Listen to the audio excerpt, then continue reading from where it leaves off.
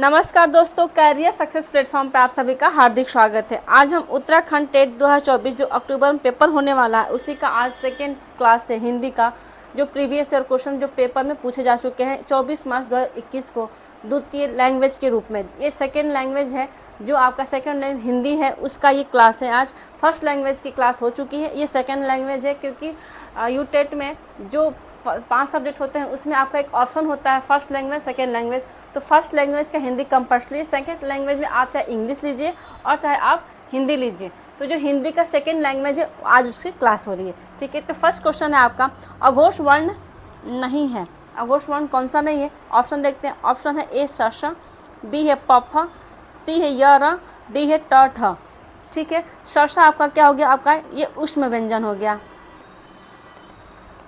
प फ क्या हो गया? आपका प और फ हो गया ओष्ठ, ये आपका हो गया स्पर्श व्यंजन है। य र क्या है आपका? ये आपका अंतस्थ व्यंजन है। टठ क्या आपका? स्पर्श व्यंजन है, ठीक है। इसने ये कहा कि अघोष वर्ण नहीं है। अघोष सबसे पहली चीज़ है कि अघोष कहते किसे हैं, पहले आप उसे समझे, ठीक है। अघोष का मतलब है जिन वर्णों को उच्चारण करते समय गुंज या कंपन उत्पन्न न हो वो आपका क्या है? अघोष है। मतलब जिसको हम बोलते समय गुंजन महसूस ना करे या कंपन उत्पन्न नहीं होता वो आपका क्या है? अघोष वर्ण है। अघोष वर्ण होता कौन कौन सा है वो देखते हैं आपको, ठीक है। अघोष वर्ण कौन कौन सा होता है?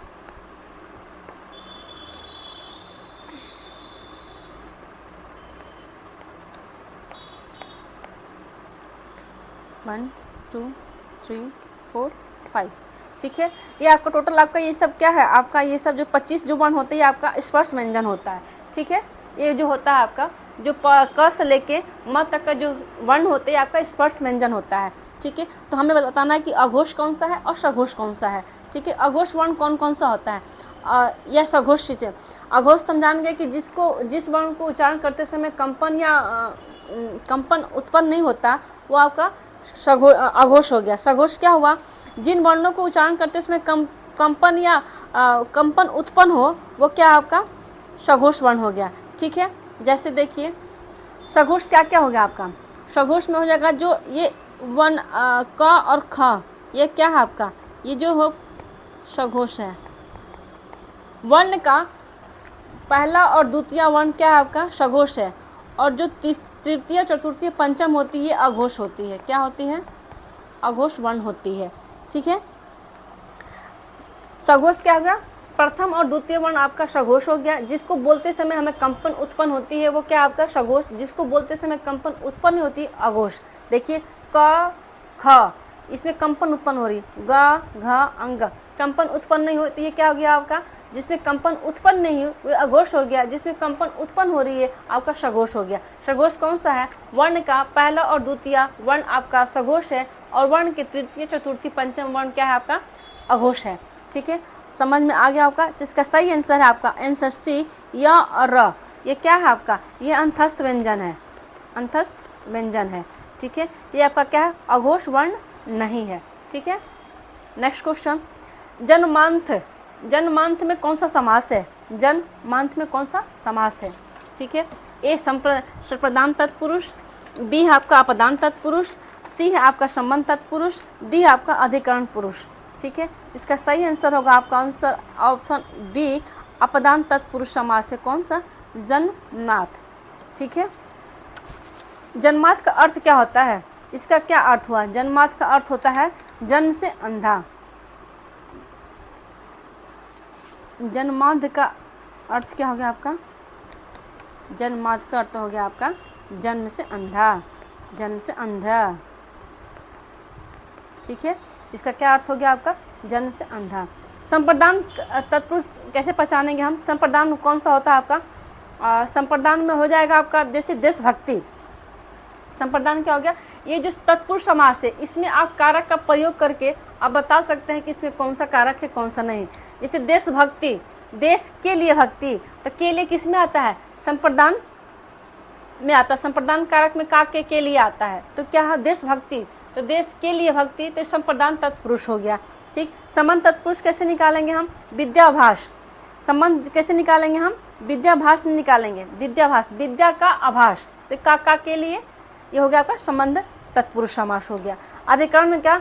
गृह प्रवेश, अधिकरण में क्या होगा आपका गृह प्रवेश, गृह में प्रवेश, अधिकरण में पर, ठीक, अधिकरण में पर। तो गृह प्रवेश का मतलब क्या, गृह में प्रवेश, मतलब हम गृह में प्रवेश करते, आपका क्या होगा, आपका अधिकरण हो गया। कर्म, कर्म कार्य किसे कहते हैं, स्वर्ग प्राप्त, तो स्वर्ग को प्राप्त, तो क्या हो गया आपका कर्ण कारक हो गया, कर्म कारक हो गया, ठीक है, स्वर्ग को प्राप्त हो गई, ठीक। कर्म में क्या होगा, वाक्य युद्ध, वाक्य से युद्ध, मतलब हम बातों से युद्ध कर रहे हैं, वाक्य युद्ध, तो से सा के इसमें से आ गया तो कर्ण हो गया, ठीक है। तो हम जब भी समास आता है तत्पुरुष समास हमारा आया तो आप उसमें कारक का प्रयोग कीजिए, कौन सा कारक किसके लिए है, और एग्जाम्पल को देख के उस कारण का संधि विच्छेद करके बता देंगे कि ये संबंध कारक है, संप्रदान कारक है, अपदान तत्पुरुष है, अधिकरण तत्पुरुष है, ठीक है। तो आपको पहचानने में बहुत ईजी होगा, आप दिमाग में सेट कर लीजिए कि तत्पुरुष समास में हमें कारक का प्रयोग करना है, उसके बाद एग्जाम्पल से उसका संधि करके ये निकालना है कि कौन सा तत्पुरुष समास से तत्संप्रदान है। जैसे मैंने निकाला जन्मांध का, हमने इसको संधि किया जन्म से अंधा, से, तो से किस में आ गया आपका, से किसके लिए आ गया, जन्म से अंधा, तो ये आपका हो गया, आपका कौन सा हो गया, आपका ऑप्शन बी, ये अपदान से, अपदान से जुदाई, ठीक है, क्या हो गया आपका अपदान से जुदाई, अधिकरण में पर, तो जे से जुदाई हुआ, जन्म से अंधा है मतलब जुदाई अपदान से, ठीक है। तो क्या हो गया आपका कोई भी तत्पुरुष समास में कारक का प्रयोग कीजिए और एग्जाम्पल संधि विच्छेद कीजिए, आपका आंसर बिल्कुल सही होगा, ठीक है। नेक्स्ट क्वेश्चन है, जो किसी भाषा के लिखित एवं मौखिक रूपों का शुद्ध ज्ञान कराता है उसे क्या कहते हैं, जो किसी भाषा का लिखित और मौखिक रूपों का शुद्ध ज्ञान कराता है उसे हम क्या कहते हैं। ऑप्शन देखते हैं, ऑप्शन ए शास्त्र, बी कला, सी व्याकरण, डी कौशल। इसका सही आंसर है ऑप्शन सी, इसको हम व्याकरण करते हैं। जो किसी भाषा या लिखित रूपों का शुद्ध ज्ञान कराता है वो क्या है, आपका व्याकरण है, ठीक है। नेक्स्ट क्वेश्चन, लिपि किस भाषा का आधार है, किसका, ए लिखित भाषा, बी मौखिक भाषा, सी सांकेतिक भाषा, डी है मनोभाषा। इसका सही आंसर है ऑप्शन ए, ये लिखित भाषा। लिपि किस भाषा का आधार है, आपका लिखित भाषा का आधार है, ठीक है। नेक्स्ट क्वेश्चन, कामयानी का रचनाकर कौन है, कामयानी का रचनाकर कौन है, ए सूर्यकांत त्रिपाठी निराला, बी है सुमित्रा नंदन पंत, सी है महादेवी वर्मा, डी है आपका जयशंकर प्रसाद। इसका सही आंसर है आपका ऑप्शन डी, कामयानी का रचनाकर हैं हमारे जयशंकर प्रसाद हैं, ठीक है। सूर्यकांत त्रिपाठी निराला कौन कौन सा है आपका, देखते हैं। आपका इनका है अनामिका, इस बार आया है आपको जयशंकर प्रसाद का, अगली बार हो सकता है आ जाए आपका सूर्यकांत त्रिपाठी का, यह आपका हो जाएगा इनका रचना। अनामिका का रचनाकर कौन है आपके, सूर्यकांत त्रिपाठी। इनका कौन कौन सी है, परिमल भी है, गीतिका भी है। इनकी ये जो पूछे जा चुके हैं पेपर में वो सब लिख रहे हैं, इनके हैं तो बहुत सारे लेकिन मैं इंपॉर्टेंट लिख रही हूँ, ठीक है। और सुमित्रा नंदन पंत के कौन सा है आपके, इनका हो गया आपका पल्लव, ठीक है, पल्लव, वीणा, ठीक है, युगवाणी,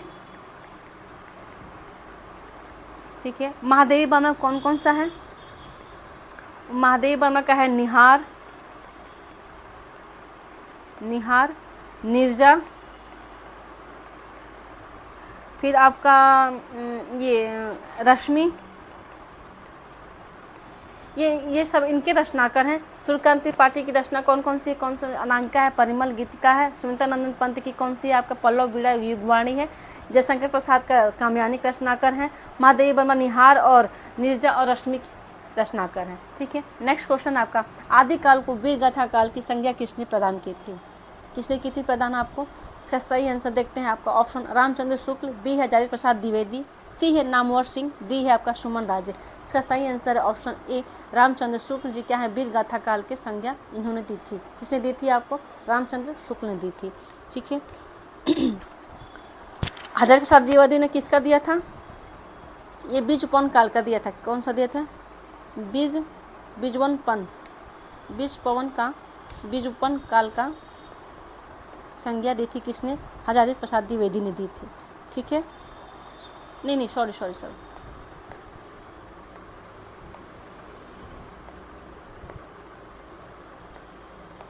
हजारी प्रसाद द्विवेदी ने आदिकाल की संज्ञा दी थी, किसकी, आदिकाल की, ठीक है। आगे देखते हैं हम, सुमन राजे ने किसका दिया था, सुमन राजे ने आपको दिया था आधार काल का, आधार काल की संज्ञा दी थी, ठीक है। नेक्स्ट देखते हैं क्वेश्चन अब। हंस पत्रिका के संस्थापक संपादक कौन थे? ए महावीर प्रसाद द्विवेदी, बी मुंशी प्रेमचंद, सी रामधारी सिंह दिनकर, डी है आपका भवानी प्रसाद द्विवेदी। कौन है इसके रचनाकार, इसके संपादक, हंस पत्रिका संस्थापक संपादक कौन थे आपके? देखते हैं, आंसर आपका होगा ऑप्शन बी, ये मुंशी प्रेमचंद्र के इसके संस्थापक थे। ठीक है, कब किए थे ये हंस पत्रिका, कब हुई थी लागू? ये 1930 मासिक में हुई थी, 1930 में हुई थी। नेक्स्ट क्वेश्चन, हिंदी कैसी भाषा है? हिंदी कैसी भाषा है? ए वियोगात्मक, बी संज्ञात्मक, सी दोनों, डी इनमें से कोई नहीं। इसका सही आंसर है आपका हिंदी एक वियोगात्मक भाषा है। ठीक है, नेक्स्ट है आपका व्यक्तिवाचक संज्ञा का उदाहरण है। व्यक्तिवाचक संज्ञा का उदाहरण है ए रामायण, बी शिक्षक, सी लोहा, डी गाय। इसका सही आंसर है आपका रामायण, ए है रामायण। व्यक्तिवाचक संज्ञा का उदाहरण कौन सा है? कौन सा होगा आपका? रामायण। ठीक है, नेक्स्ट पूर्ण वर्तमान काल का उदाहरण है ए तुम जाते हो, बी वह गया था, सी उसने खाया है, डी शायद तुमने देखा होगा। पूर्ण वर्तमान काल, ठीक है, इसका सही आंसर होगा आपका ऑप्शन सी, उसने खाया होगा। ये क्या है? पूर्ण वर्तमान काल का। ठीक है, नेक्स्ट क्वेश्चन, जारज का विलोम है। जारज का विलोम है ए अचिकित्स्य, बी ओरस, सी अवरुद्ध, डी है चैतन्य। इसका सही आंसर होगा आपका ऑप्शन बी, ये क्या है आपका? औरस। औरस क्या है? जारज का विलोम शब्द है। औरस किसका विलोम शब्द है? जारज का। अचिकित्स्य का विलोम शब्द क्या होगा? चिकित्स्य। चिकित्स्य, ठीक है, इसका होगा चिकित्स्य। ठीक है, अवरुद्ध का क्या होगा? अनरुद्ध, अनवरुद्ध। चैतन्य का क्या होगा? अचैतन्य।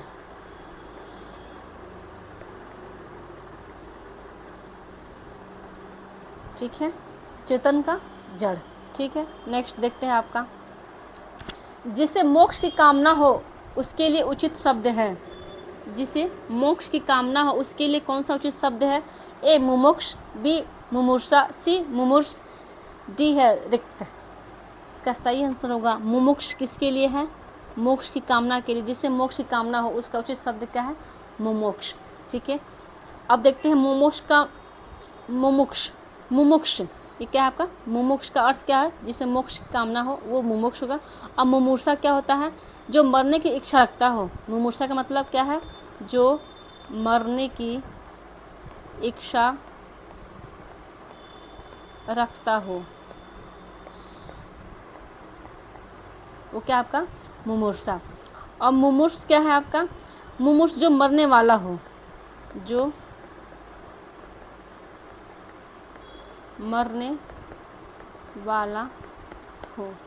ठीक है, रिक्त क्या होता है आपका? वह संपत्ति, वह संपत्ति जो उत्तराधिकार को दी जाए, को दी जाए, वो क्या है आपका? रिक्त है। ठीक है, नेक्स्ट क्वेश्चन, वरिक छंद का उदाहरण है। वरिक छंद का उदाहरण है ए सवाया, बी दोहा, सी सोरठा, डी है बरवे। इसका सही आंसर होगा आपका सवाया क्या है? आपका वरिक छंद है।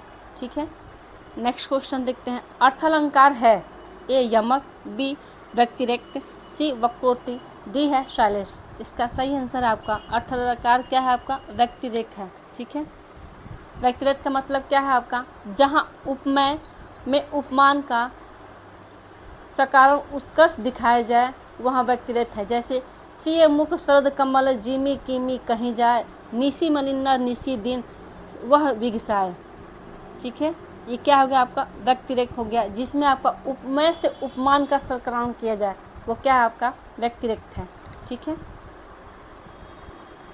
नेक्स्ट देखते हैं आपका, पूर्वी हिंदी की बोली है ए बघेली, बी मगही, सी बुंदेली, डी है आपका भोजपुरी। इसका सही आंसर पूर्वी हिंदी की बोली क्या है? बघेली है। ठीक है, नेक्स्ट क्वेश्चन देखते हैं आपका, पुरुष, पुरुष का अर्थ क्या है? पुरुष का अर्थ क्या है आपका? देखते हैं। ए कोमल, बी दयालु, सी कठोर, डी है विनम्र। इसका सही आंसर है आपका ऑप्शन सी कठोर। पुरुष का अर्थ क्या है आपका? कठोर है। ठीक, कोमल का क्या हो जाएगा आपका? कोमल का कठोर हो जाएगा। ठीक, पुरुष का क्या अर्थ हो गया आपका? कठोर हो गया। ठीक है, सुशील का क्या होगा आपका?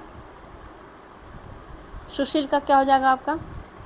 विनम्र का सुशील, विनम्र का सुशील हो जाएगा। ठीक, दयालु का क्या होगा आपका? कृपालु हो जाएगा। ठीक, अब कोमल का आपका हो जाएगा मुलायम। क्या होगा आपका? मुलायम। अब पुरुष का कठोर, और कोमल का मुलायम, दयालु का कृपालु, विनम्र का सुशील। ठीक है, नेक्स्ट क्वेश्चन है आपका, अल्प प्राण व्यंजन नहीं है। अभी मैंने आपको फर्स्ट वाला पढ़ाया था कि अल्प प्राण का व्यंजन नहीं है।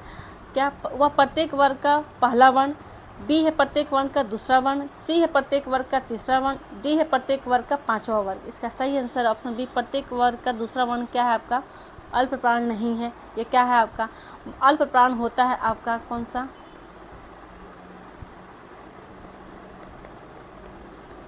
पहला, तीसरा और पांचवा। अब महाप्राण कौन सा होता है आपका? ये होता है दूसरा और चौथा। ठीक है, तो अल्प प्राण पूछा है तो कौन सा होगा आपका?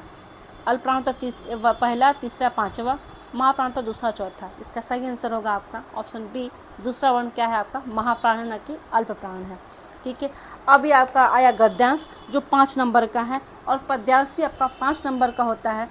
ठीक है, गद्यांश सेकेंड पेपर में पद्यांश नहीं आता, सिर्फ गद्यांश 10 नंबर का आता है। ठीक है, तो आप उसे देखें। इसको पहले पढ़ने से पहले आप गद्यांश को पहले पढ़ के समझ लें, उसके बाद से उसको ठीक करें। ठीक है, आपको देखते हो साहित्योन्नति के साधनों में पुस्तकालयों का स्थान अत्यंत महत्वपूर्ण है। इनके द्वारा साहित्य के जीवन की रक्षा, पुष्टि, अभिवृद्धि होती है। पुस्तकालय सभ्यता के इतिहास का जीता जागता गवाह है। इसी के बल पर वर्तमान भारत को अपने अतीत गौरव पर गर्व है। पुस्तकालय भारत के लिए कोई नई वस्तु नहीं है। लिपि के आविष्कार के आज तक लोग निरंतर पुस्तकों का संग्रह करते रहे। पहले देवालय, विद्यालय, नृपालय इन संग्रहों के प्रमुख स्थान होते थे। इनके अतिरिक्त द्विजनों का अपने निजी पुस्तकालय भी होते थे। मुद्रण कला आविष्कार से पूर्व पुस्तकों का संग्रह करना आजकल की तरह सरल बात न थी।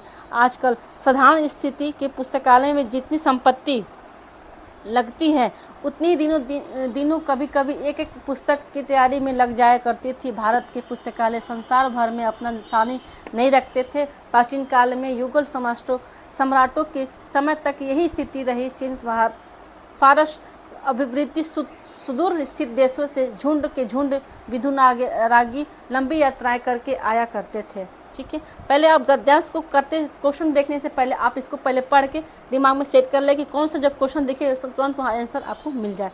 तो गद्यांश का उचित शीर्षक क्या हो सकता है? ए पुस्तकालय और भारत, बी है साहित्योन्नति का साधन, सी है सभ्यता और इतिहास का गवाह, डी है पुस्तकालय। इसका सही आंसर होगा आपका ऑप्शन ए। ये क्या है? भारत पुस्तकालय का है। ठीक है, पुस्तकालय और भारत का क्या है आपका? ये आपका शीर्षक है इसमें गद्यांश में। नेक्स्ट है आपका, पुस्तकालयों के द्वारा भारत को क्या गौरव प्राप्त था? ए है संसार भर में अपना सानी नहीं रखते थे, बी है ये मुगल सम्राटों की प्रसिद्धि कारण रूप थे, सी है इनके कारण चीन, फारस आदि देशों की विद्यानुरागी भारत आया करते थे, डी इन्हीं के कारण भारत दुनिया में प्रसिद्ध था। इसका सही आंसर होगा ऑप्शन सी। हमने अभी आपका पढ़ा थी यहाँ पे कि मुगल सम्राटों तक यदि चीन भारत से समृद्धि देशों के झुंड, ये आपका आंसर होगा कि इनके कारण चीन, फारस आदि देश विद्यानुरागी भारत आया करते थे। ठीक है, नेक्स्ट क्वेश्चन, साहित्य की उन्नति का सबसे अधिक महत्वपूर्ण साधन क्या है? ए पुस्तकालय, बी सभ्यता, सी विद्यालय, डी नृपालय। इसका सही आंसर हो जाएगा आपका ऑप्शन ए। ये क्या है आपका? साहित्य का सबसे उन्नति प्रसिद्ध महत्वपूर्ण है आपका पुस्तकालय। ठीक है, नेक्स्ट क्वेश्चन है आपके, पुराने समय में पुस्तकालय में अधिक व्यय क्यों होता था? क्यों? ए निजीकरण का कारण है, बी मुद्रण का व्यवस्था न होने के कारण है, सी है सरकारी संरक्षण के कारण, डी है विदेशी यात्रियों का कारण। इसका सही आंसर हो जाएगा आपका ऑप्शन बी। ये मुद्रण का व्यवस्था न होने के कारण है क्या होगा? पुस्तकालय अधिक व्यय क्यों होते थे। ठीक है, नेक्स्ट है आपका, पुस्तकालय का प्रारंभ कब से हुआ है? ए मुद्रण कला का आविष्कार के साथ, बी विद्यालय की स्थापना के साथ, सी है नृपालय की स्थापना के साथ, डी है आपका लिपि आविष्कार के साथ। इसका सही आंसर होगा आपका ऑप्शन डी। ये क्या है आपका लिपि आविष्कार के साथ आपका ये हुआ है। अब फिर आपका गद्यांश से आप इसको पढ़ेगा। प्रत्येक राष्ट्र की अपनी एक संस्कृति धरोहर होती है जिसके बल पर वह प्रगति के पथ पर अग्रसर होता रहता है। मानव युग युग में जो अपने जीवन को अधिक सुखमय, उपयोगी, शांति में आनंदपूर्ण बनाने का प्रयास करता रहता है। इस प्रयास के आधार पर वह सांस्कृतिक धरोहर होती है जो प्रत्येक प्राणी की विरासत में मिलती है और इस प्रयास के फलस्वरूप मानव अपना विकास करता है। कुछ लोग सभ्यता संस्कृति को ही नहीं मानते, एक ही मानते हैं और यह उनकी भूल है। ये तो संस्कृति सभ्यता का घनिष्ठ संबंध है, किंतु संस्कृति मानव जीवन को श्रेष्ठ और उन्नत बनाने के साधनाओं का नाम है और सभ्यता उन साधनाओं का फलस्वरूप उपलब्ध हुई जीवन प्रणाली का नाम है। सभ्यता के अंतर बहने वाली विचारधारा को हम संस्कृति कह सकते। संस्कृति अच्छी और बुरी हो सकती है। किसी राष्ट्र की सभ्यता का मूल्यांकन हम उसकी संस्कृति के आधार पर कर सकते हैं। प्रत्येक राष्ट्र संस्कृति वहाँ की भौगोलिक परिस्थितियों पर निर्भर है। प्रकृति का मानव जीवन को प्रभावित करने में वह बड़ा महत्वपूर्ण हाथ है। ठीक है, अब देखते हैं क्वेश्चन क्या है आपका। इस अवतरण का उपयुक्त शीर्षक क्या है? ए सभ्यता, बी संस्कृति, सी सभ्यता संस्कृति, डी है आपका राष्ट्र। इसका सही आंसर होगा आपका ये क्या है आपका सभ्यता और संस्कृति का अवतरण इसका शीर्षक है। ठीक है, नेक्स्ट क्वेश्चन देखते हैं। धरोहर का अर्थ क्या है? इसमें आपका गद्यांश से आपको कुछ क्वेश्चन 3 नंबर तो होते हैं गद्यांश से होते हैं, 2 नंबर आपका व्याकरण से होते हैं। इसीलिए आपको व्याकरण को ध्यान में रखते हुए चलना होगा। धरोहर का अर्थ क्या है? ए पूंजी, बी आनंद, सी विरासत, डी साधना। इसका सही आंसर धरोहर हमारी क्या है? एक पूंजी है। क्या है? पूंजी है। नेक्स्ट क्वेश्चन, किसी राष्ट्र की सभ्यता का मूल्यांकन हम किस आधार पर करते हैं? ए धरोहर, बी संस्कृति, सी मानव जीवन, डी जीवन प्रणाली। इसका सही आंसर होगा आपका संस्कृति के आधार पर हम करते हैं अपनी राष्ट्र सभ्यता का मूल्यांकन। सी सभ्यता संस्कृति में क्या अंतर है? ए सभ्यता संस्कृति अंतर बहने वाली विचारधारा है, बी संस्कृति तथा सभ्यता का कोई अंतर नहीं है, सी है सभ्यता साधना है, संस्कृति जीवन प्रणाली है, डी है सभ्यता का संबंध जीवन के बाह्य पक्ष से जबकि संस्कृति का आंतरिक पक्ष है। इसका सही आंसर होगा आपका ऑप्शन डी। ये क्या है? सभ्यता का संबंध जीवन के बाह्य पक्ष से है जबकि संस्कृति का आंतरिक पक्ष से है। नेक्स्ट क्वेश्चन, संस्कृति है, संस्कृति क्या है? भौगोलिक परिस्थितियों पर निर्भर करती है, बी राजनीतिक परिस्थितियों पर निर्भर करती है, सी धार्मिक परिस्थितियों पर निर्भर करती है, डी है आर्थिक परिस्थितियों पर निर्भर करती है। इसका सही आंसर क्या होगा आपका ऑप्शन होगा ऑप्शन ए। संस्कृति हमारी क्या है? भौगोलिक परिस्थितियों पर निर्भर करती है। ठीक है, नेक्स्ट क्वेश्चन, बालकों की भाषा संबंधी क्रमिक प्रगतियों का लेखा जोखा रखना कहलाता है क्या? लिखित भाषा, बी मौखिक परीक्षा, सी उत्तर पुस्तिका, डी पोर्टफोलियो। इसका सही आंसर है आपका ऑप्शन डी। ये क्या है आपका? पोर्टफोलियो। बालकों की भाषा संबंधी क्रमिक प्रगतियों का लेखा जोखा करना क्या है? हमारा लेखा जोखा क्या है? पोर्टफोलियो। नेक्स्ट क्वेश्चन, भाषा का प्राथमिक रूप क्या है? ए पढ़ना, बी बोलना, सी लिखना, डी इनमें से कोई नहीं। इसका सही आंसर है ऑप्शन ए बी। बोलना क्या है आपका? भाषा का प्राथमिक रूप है। ठीक है, नेक्स्ट क्वेश्चन, भाव्य अभिव्य व्यक्तिकरण का सर्वश्रेष्ठ साधन है क्या होगा? ए लचीली भाषा, बी मुहावरेदार भाषा, सी विदेशी भाषा, डी मातृभाषा। इसका सही आंसर है आपका ये क्या है? आपका मातृभाषा है। भाव विवेक व्यक्तिकरण का सर्वश्रेष्ठ साधन क्या है? आपका मातृभाषा है। अगर आपको वीडियो अच्छी लगी हो तो like and subscribe and share जरूर करें। Thank you.